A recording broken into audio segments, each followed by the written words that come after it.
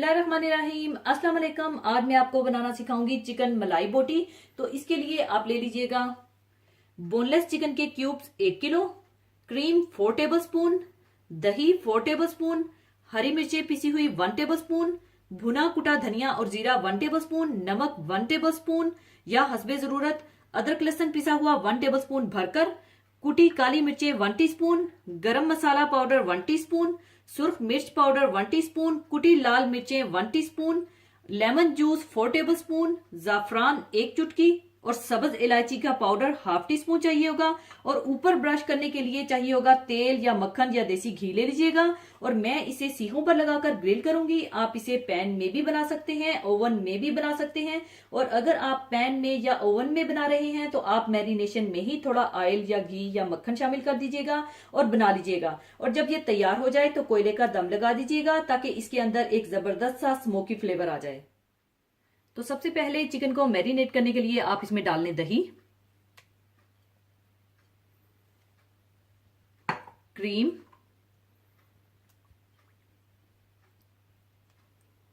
पिसा हुआ अदरक लहसुन,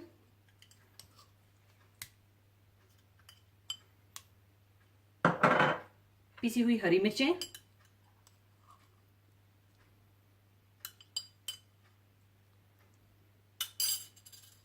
भुना कुटा धनिया और जीरा, नमक, कुटी काली मिर्चें, लेमन जूस, कुटी लाल मिर्चें, सुर्ख मिर्च पाउडर, गरम मसाला पाउडर, सब्ज इलायची का पाउडर और जाफरान डालकर अच्छी तरह से मैरिनेट कर लें।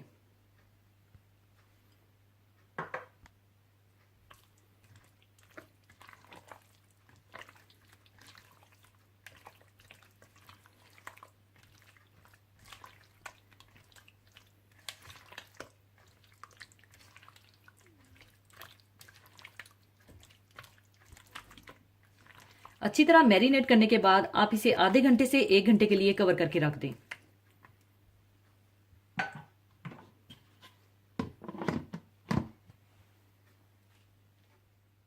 तकरीबन 1 घंटा गुजरने के बाद आप इन्हें सीहों पर लगा लीजिए।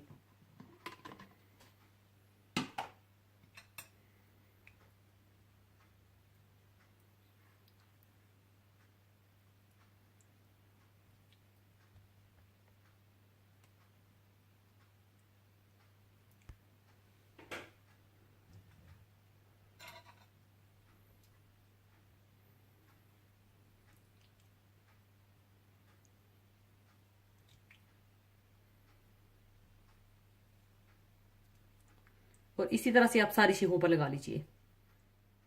चिकन को सीखों पर लगाने के बाद आप ग्रिल पर थोड़ा ऑयल लगा लीजिएगा ताकि चिकन इस पर चिपके ना, और चिकन मलाई बोटी को ग्रिल कर लीजिएगा।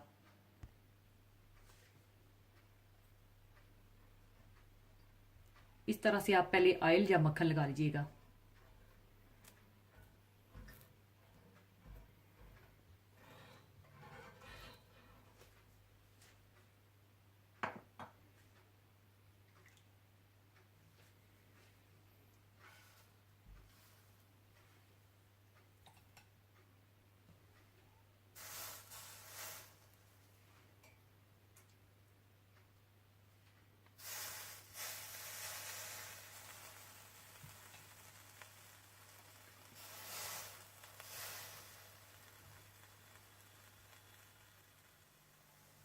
जब एक साइड पक जाए तो आप इनकी साइड चेंज कर दीजिएगा और ऊपर ऑयल या मक्खन से ब्रश कर दीजिएगा।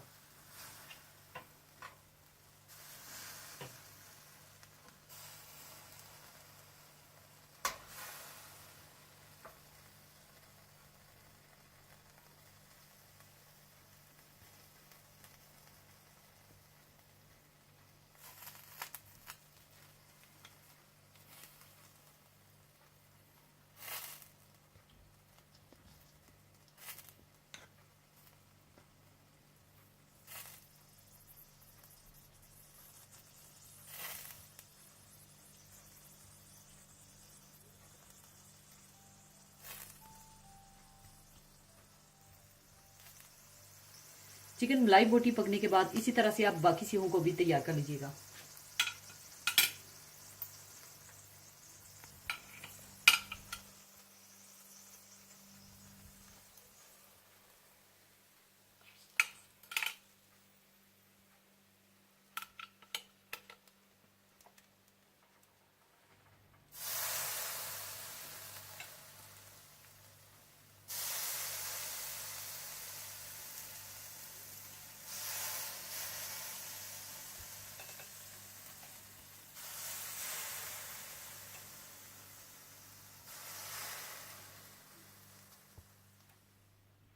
लीजिए, बहुत मज़ेदार चिकन मलाई बोटी तैयार है। इसे आप नान या रोटी के साथ खाइए, या आप इसके रोल्स भी बना सकते हैं, या फिर पराठों में डालकर थोड़ी चटनी के साथ स्टफ करके भी खा सकते हैं।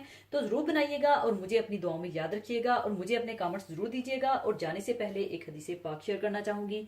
हदीस पाक इस तरह से है। हज़रत सहल बिन साद सादी रज़ी अल्लाह ताला अन्हु से रवायत है कि रसूलुल्लाह सल्लल्लाहु अलैहि वसल्लम की एक मजलिस में हाजिर था।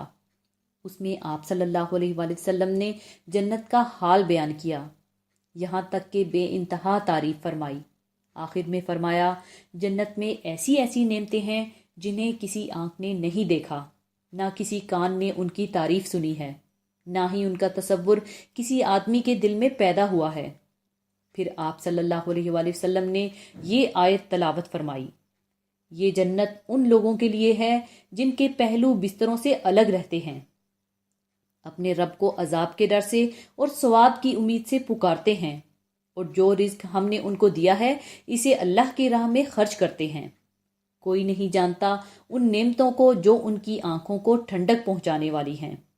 इन्हें उनसे छुपा कर रखी गई ये नेमतें बदला हैं उन आमाल का जो वो दुनिया की जिंदगी में करते रहे हैं।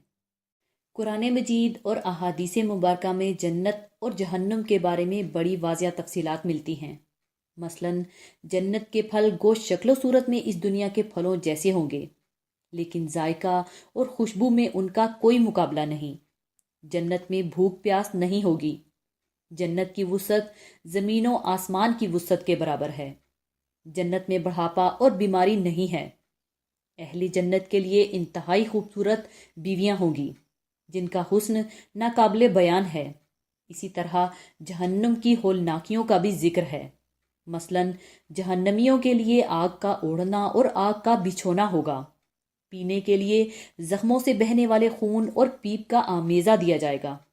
जहन्नुम की गहराई इस कदर है कि इसकी तह में मुसलसल 70 बरस तक इसमें गिरता चला जाएगा। इस तरह की और भी बातें कुरान और अहादीस में बयान की गई हैं, लेकिन उनकी पूरी और असली हकीकत का इल्म वहीं पहुंचकर होगा। लेकिन इन पर ईमान लाए बगैर कोई शख्स मुसलमान नहीं हो सकता।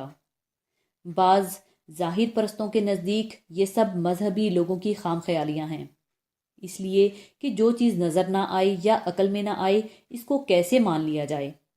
हालांकि किसी बात का इनकार सिर्फ इसलिए कि वो नज़र नहीं आती या अकल में नहीं आती खुद इंतहाई कम अकली है। अगर अक्लो हवास ही मयार है तो आखिर वो क्या चीज़ है कि जिसके होने से एक इंसान जिंदा होता है और जिसकी अदम मौजूदगी एक तंदुरुस्त और तवाना इंसान को मौत से हमकनार कर देती है। क्या अक्लो हवास की मदद से कोई इसका इदराक कर सकता है? क्या वक्त जिसके शिकंजे में हर जान जकड़ी हुई है कोई इसका एहसास कर सकता है? कोई अकल इसकी वजाहत कर सकती है? अल्लाह रब्बुल इज़्ज़त हमें नेक अमाल करने की तौफीक अता फरमाए। आमीन। इसी के साथ मैं आपसे इजाज़त चाहूँगी। अपना बहुत ख्याल रखिएगा, दुआओं में याद रखिएगा। अल्लाह हाफिज़।